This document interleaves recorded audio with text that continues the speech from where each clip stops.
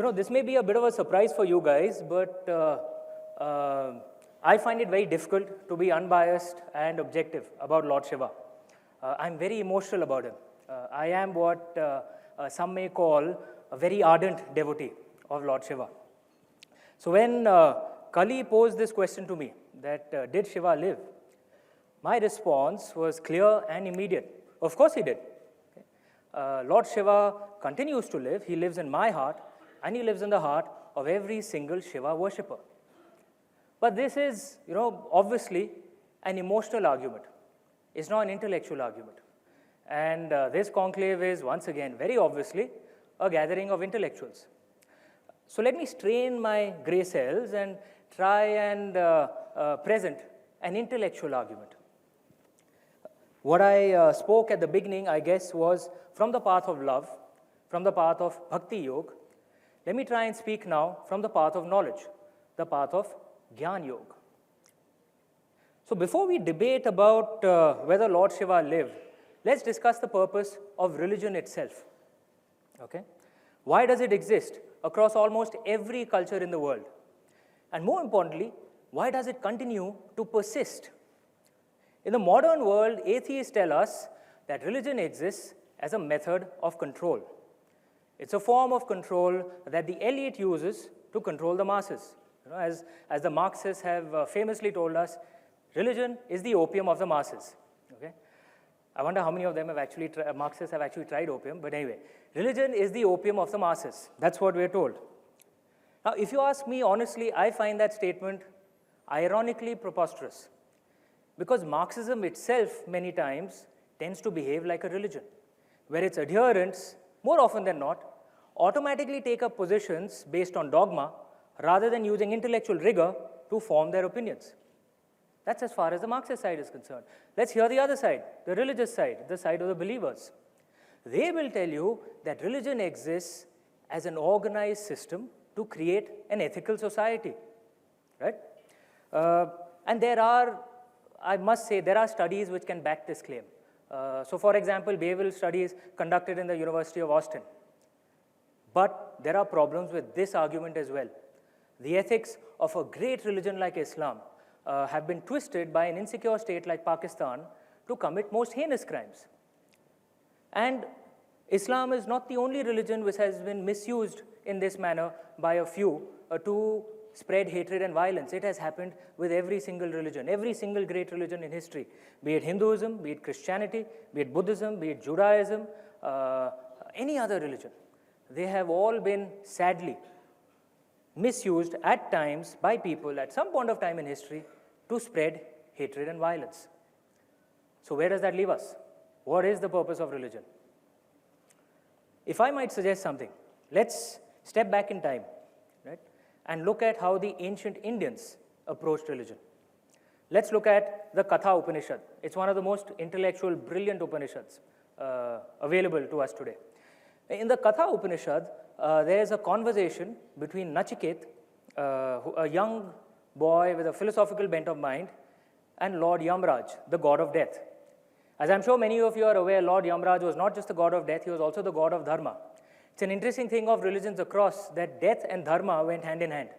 In any case, this conversation between Nachiket and Lord Yamraj is so deep and meaningful that we can spend an entire lifetime debating over it.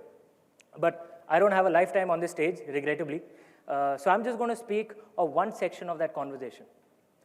At the end of that conversation, we are told that having heard this knowledge from Lord Yamraj, Nachiket became free from his passions and death. He realized God.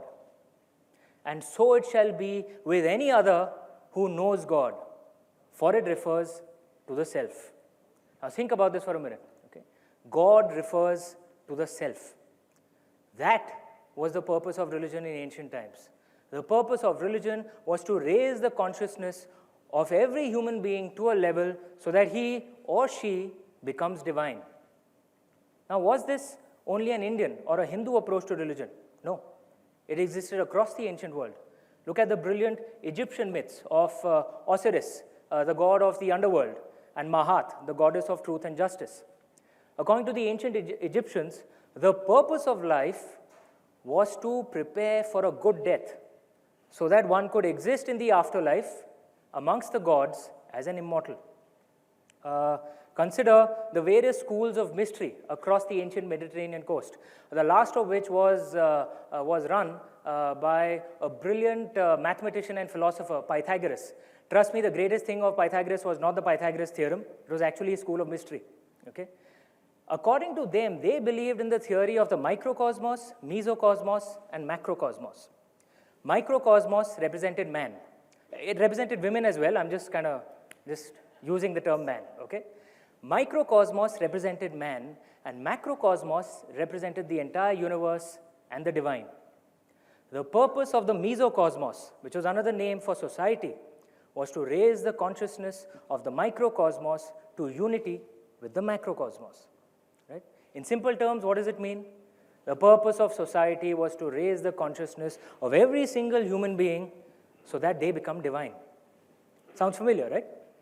Now, at the root of all this is this concept of unity, that the Paramatma and the Jivatma are one, that God and every single living being are one.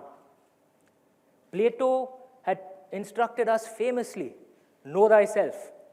Sri Aurobindo had said that the great lesson of the Upanishads is Atmanam Vidhi, know your true self and be free.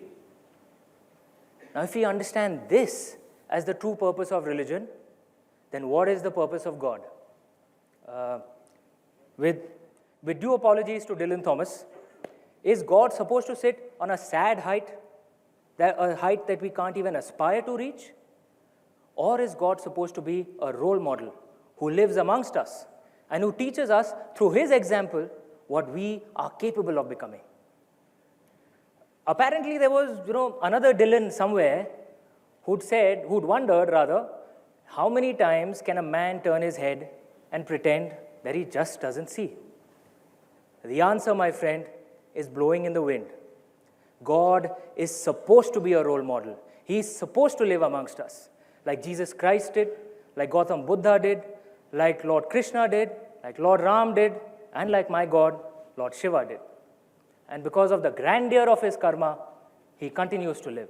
He lives in my heart and in the heart of every single Shiva worshipper. Thank you.